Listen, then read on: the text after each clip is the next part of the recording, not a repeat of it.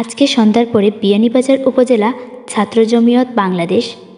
বিয়ানীবাজার উপজেলা শাখার উদ্যোগে বিশাল বিক্ষোভ মিছিল হয়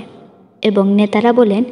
ইসকনকে রাষ্ট্রীয়ভাবে নিষিদ্ধ ও আদালত প্রাঙ্গণে আইনজীবী সাইফুল ইসলাম আলিফ এর হত্যাকারীদের বিচার ও রাষ্ট্রকে অস্থিতিশীল করার চক্রান্তকারীদের দৃষ্টান্তমূলক শাস্তির দাবি।